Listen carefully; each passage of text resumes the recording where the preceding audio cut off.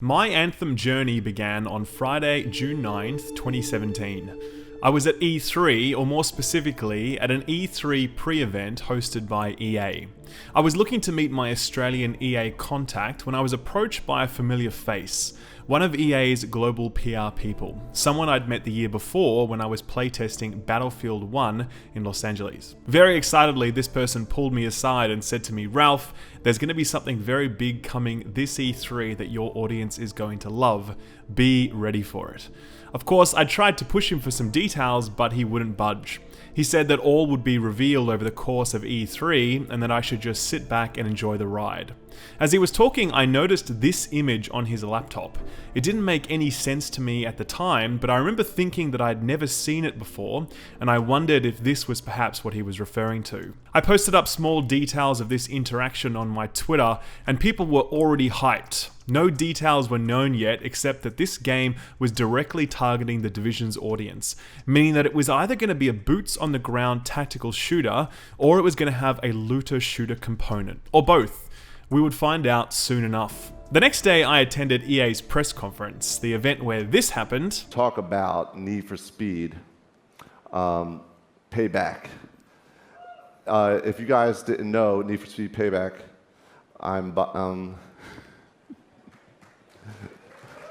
yeah, it's a great game. And also the moment where this happened. The wall. It's our armor. It protects us from what lies beyond.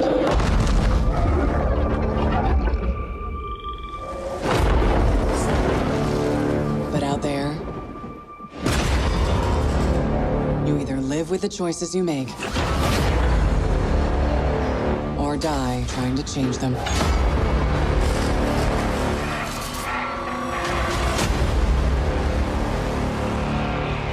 The story doesn't end here. Anthem had been revealed. BioWare's long-awaited new IP was finally here. The audience knew it was going to be a sci-fi RPG, but I knew slightly more than that. The fact that my EA contact had told me that this game would be of interest to the Division fans immediately said to me that not only would this game be a sci-fi shooter, but that it would be a looter shooter as well. Confirmation of this would come the following day at the Xbox E3 press conference, which I also attended with my brother, 269 and Arix. Xbox presented their new console, Xbox One X, during this press conference, as well as over 43 exclusive games. But I think it's telling that the game they presented last and hyped up the most wasn't an Xbox exclusive at all. It was Anthem, a game that would come to Xbox, PS4 and PC. Xbox knew where the money shot was this E3.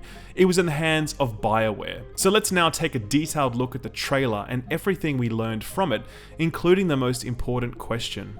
Is this actually possible, or is it likely to be downgraded like all of the greatest gaming revealed trailers of the last 5 years? Anthem's gameplay trailer reveal opens with an ominous promise. Everything you're about to see was captured in-game, running real time. A statement we've heard too many times before, but we'll come back to that later.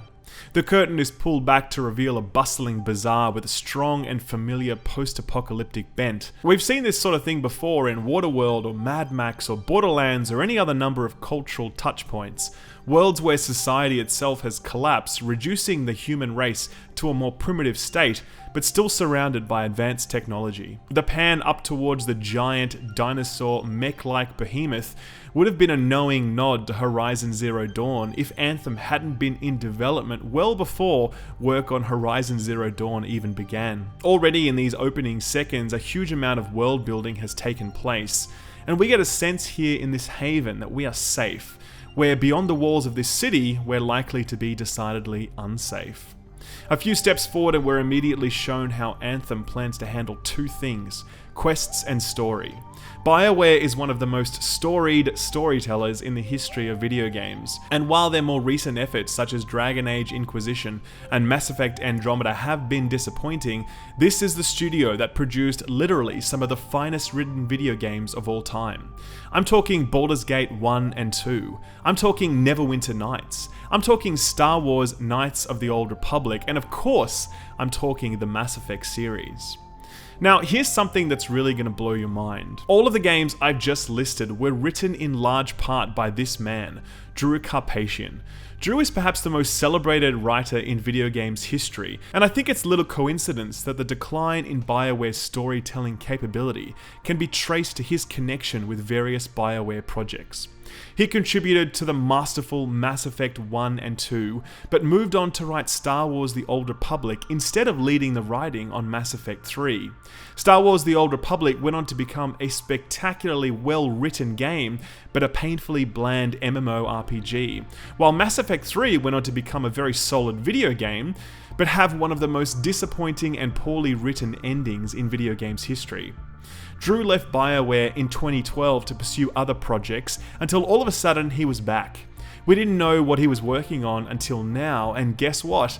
He's the lead writer on Anthem. There's a lot of reasons why different people are hyped about Anthem, but this is mine. Old school BioWare is more than great gameplay, great storytelling. And to know that one of gaming's most credentialed writers is at the helm of this project is the number one reason among many, many reasons that I'm very excited for Anthem. Alright, back to the trailer. We get our first quest from this NPC who had some very, very convincing facial animations because I'm sure BioWare didn't want to get this wrong the second time around. And then we're on to the rest of town. It's here that we get our first look at the Javelins. In Anthem, we're just regular people, but what gives us our power are these purpose-built exosuits. Each fulfill a specific role based on archetypes, such as the Balanced Ranger class or the Damage-Soaking Colossus.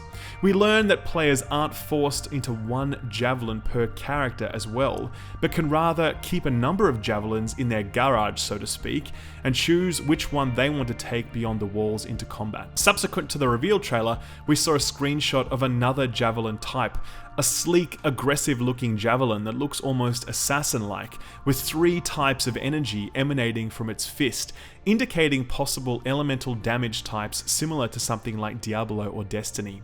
The presence of elemental damage alignments is further enforced with the arrival of our squad mates, who each have an elemental alignment percentage on their character nameplate. There's clearly some sort of system at work here, but we don't quite know what sort of system it is yet. And here it is that shit starts to get real. We hop into our javelins and step beyond the wall. The world outside reveals itself to us, and it is just huge. Now, we don't yet know how huge it is, but we do know that we can fucking fly through it like Iron Man. And if that isn't one of the sickest things I've ever seen, then I don't know what is. Funny story, one of the BioWare employees indicated to us on Twitter that there's a skill factor associated with this flying, and that crashing into these walls won't harmlessly bounce you off them, but will instead see you crashing back down to Earth. It's nice to know that this won't be an on-rails flying adventure. But it's here that the biggest question in the Anthem trailer starts to reveal itself. Could this be real? Is this really how big this world is? Could the game possibly ever deliver on this scale? Of course, we don't know yet, but we do have some sort of idea. We can see 2 distinct icons pop up as we scan over the map, one of them very ambiguous, and the other one a skull, which in the language of video games probably denotes some sort of boss encounter. So there's a big world out there, but the limits of it aren't clear to us. What we've seen so far, though, gives us plenty of reason to be excited. Drawing heavily on an Avatar inspiration, Anthem's lush jungle world seems to seamlessly merge the technology of the humans with the primal savagery of the environment. We see it in the herd of beasts we fly over, and we certainly see it in the giant gorilla-like lizard thing we see messing up a few other creatures. We decide that he's probably too much for us to handle, so we peace out of there, indicating that we're either under-leveled for that content, or we require a full squad to bring him down safely. As we continue to explore the world, we see more and more the ruins of a collapsed civilization. Both above and below the water, there are remnants of an old world that we continue to uncover and explore during our adventure. And as we begin to surface, bullets streak through the water past us, and I just wanted to point that out because that's pretty damn cool. Here we get a first look at combat. This is a third-person action game, though it's unclear if we get to switch to first-person if we choose to. We're rocking a shotgun here, and these enemies drop quickly at the hands of it. Our hotbar beneath indicates that we also have equipped 3 special abilities, though none of them are used here in this encounter. Our teammate, however, the Colossus, does use one of his abilities, a move very reminiscent of the Titan Smash in Destiny, but to be fair, Destiny isn't the first game to employ ground pounds of some description. Next, we're dynamically thrust into a mission. A radio call tells us of an impending ambush, and the same mech dinosaur thing we saw earlier is now toppled by enemy fire. We wait for our teammate to fire the first volley using a mortar he mentioned earlier, indicating to us that we can choose what sort of weapons and abilities we can customize with our javelins. Next, it's our turn. We use one of our abilities to lock on and fire over a dozen missiles into the fodder below. They quickly fall and we go forward to collect our loot. If there was any doubt that Anthem was going to be a looter shooter, it's dispelled here. The enemies leave an engram style loot drop on the ground, which takes a moment to decrypt, revealing a legendary tier weapon drop. From this, we can already tell that weapons have a name, a rarity scale, a level, and weapon stats, including many of the staples we've come to expect. It's a system very familiar to anyone that's played any looter shooter before, and while it isn't revolutionary, it doesn't need to be. This system has worked dozens of times before and will continue to work here for those that love a good loot grind. Later, another dynamic event appears. A Shaper Storm, obviously something that requires the support of more people because the squad leader immediately invites 2 more teammates, one of which is that assassin-looking Javelin I mentioned in the screenshot earlier. The assembled party rushes headlong into the storm, narrowly dodging the wildlife fleeing from it.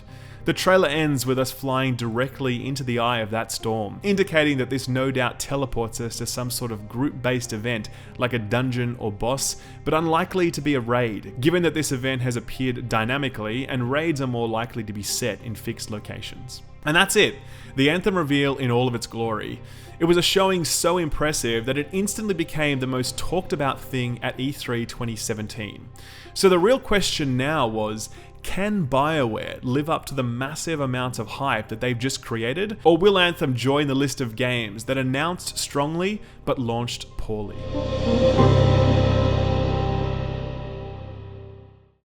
Subsequent to the release of the trailer, the reaction was almost universally positive, but there was certainly a large number of people that didn't trust what they were seeing, either because it looked too good, or because they'd lost faith in BioWare to deliver a compelling RPG experience, given the disappointing nature of many of their recent releases. Top of the list of concerns was visual downgrade, a topic that the excellent Digital Foundry YouTube channel tackled head-on. A detailed examination of their trailer indicated that yes, this was certainly running on an Xbox One X at a checkerboarded 4K resolution. You could see some of the compromises that were being made to make this possible, like texture pop-in and dynamic resolutions. The takeaway from this is that yes, this was real. This was warts and all gameplay, and while the scripted nature of it was unlikely to be fully realized in-game, the demo on display showed that it's highly likely that this level of visual quality is what we'll see when we finally play the game on Xbox One X or on a high-end PC. So that's a fantastic piece of news, no matter what you think about Anthem. I think the other big and consistent comment that began to flow was that this was just BioWare's attempt at Destiny. And let's be real, there's a lot of Destiny in what we've seen here. Humanity housed safely in some sort of tower, protected from the harsh outside world by their wall, the Javelins granting them superpowers, the sci-fi setting smashed against organic environments, the squad-based looter-shooter gameplay loop. Yes, there is plenty of Destiny here, no doubt about it. But there's also a lot more. The graphical engine is truly next-gen, where Destiny is starting to look decidedly dated given its decision to stick with their old engine for Destiny 2. The Javelins also operate in third person, where Destiny is a first-person game. The game appears far more ability-driven, where Destiny is first and foremost about the gun that you are holding. And more than anything else, the world exploration we're seeing is leagues apart from Destiny. The scale of it, the flying, the underwater, the verticality, all of it just feels fresh and different in a way that Destiny's 2 reveal just didn't. I love Destiny more than most other games, in fact, but I wrote on Twitter when I first saw Anthem that this was the sort of innovation I was really hoping to see from Destiny 2 when it was revealed. I didn't want flying guardians, but I did want to see that the Destiny formula had evolved rather than just more Destiny. Anthem, for me at least, seems to be the place where the looter shooter is taking its next big innovative steps. But of course, we've been here before.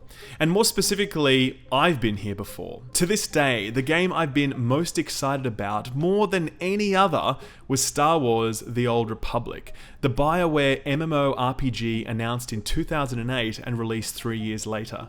As a hopelessly addicted WoW player, I saw the future of the MMO genre in The Old Republic, merging my favorite license with my favorite gameplay style. And to this day, no game has disappointed me more. Every time I think about that game, it just makes me sad knowing how wrong BioWare got it. They wrote a phenomenal Star Wars game, but delivered a very, very bland MMO. And the game completely tanked as a result of it, despite the fact it did recoup the enormous investment cost from its development. In a recent interview, EA's head of product development said something very familiar. Anthem is the start of a 10-year journey for BioWare and EA. It's the exact time frame we heard when we first saw Destiny revealed, learning that Bungie and Activision had signed a 10-year agreement for multiple sequels and DLC. People don't like hearing that sort of stuff because it implies that stuff is being held back and to be slowly released over the span of 10 years. Whether or not that's true, the association with Destiny alone is enough to get many people's backup. If this is to be a 10-year journey for BioWare and EA, it has to be built on one thing: exceptional genre-defining gameplay. And I've been playing BioWare games ever since I was a kid, and I think there's been a trajectory to both their gameplay design and their storytelling capability that you can closely track. Old school BioWare were masters of both story and gameplay. Baldur's Gate, Neverwinter Nights, Dragon Age Origins were masterpieces, uncompromisingly complex both in gameplay systems and narrative form. But with Star Wars: Knights of the Old Republic, BioWare began to invest more heavily in narrative over gameplay. Don't get me wrong, KOTOR's gameplay was still great, but it was made for consoles, so the complexity of its gameplay had to be dulled down so as to be more accessible on a controller and to an audience not accustomed to complex PC RPGs. It's a trend that continued with Jade Empire and Mass Effect, games with phenomenal stories, but just okay gameplay. Again, they weren't bad by any means, but they weren't spectacular either. It was here that BioWare started to make some bad games. Dragon Age 2 was both poorly written and poorly executed from a gameplay design perspective. All of the depth of the first game completely hollowed out in an attempt to make it console friendly. Star Wars: The Old Republic was worthwhile owing to Drew Karpyshyn's storytelling alone, but the gameplay left much to be desired.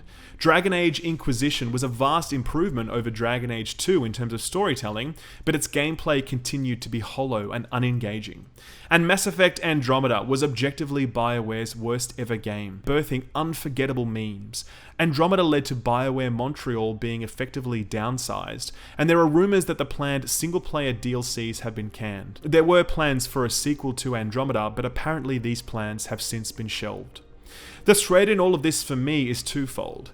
Number one, Drew Karpyshyn is the heart and soul of BioWare storytelling, and the fact that he is back gives me tremendous hope for the future of Anthem. But like an MMO, the success of Anthem won't be determined by how good its story is. It will be determined by how good its gameplay systems are. KOTOR and Mass Effect were magnificent for their stories, not for their gameplay. But Anthem won't have the luxury of this path. It has to compete with the exceptional gameplay loop of Destiny if it's to succeed. And it's for this reason that I keep all of my immeasurable hype in check when I think and talk about Anthem. For me though, I do dare to believe. I know it's popular to preach don't get hyped, but to be honest, I don't really care. I'm really hyped for Anthem. Extremely hyped, in fact. I think there are just so many reasons to be excited for this game, so I'm willing to sign on for that ride, come what may. For me, personally, the reveal was sort of an epiphany. I spent the last few months figuring out where to take my channel in the future, and while watching the Anthem trailer, I realized that this is what Skill Up was really about. It was a channel for games like this.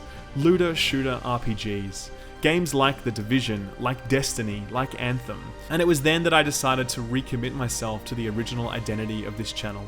I'm going to be doing other things on other channels, but the majority of the content you're going to see here on Skill Up is going to be based on The Division, and on Destiny, and on Anthem. These are the games that I love, and I know you guys love them too, so I want to work hard to bring that focus back to my channel over the coming months. You'll notice that the Anthem logo now adorns my YouTube channel banner right up there with Destiny and Division. That's a statement of intent about where I want to take things. I'm very excited for the future, and I hope you guys will be along for the ride with me. Thanks for watching, and I'll see you next time. Bye-bye.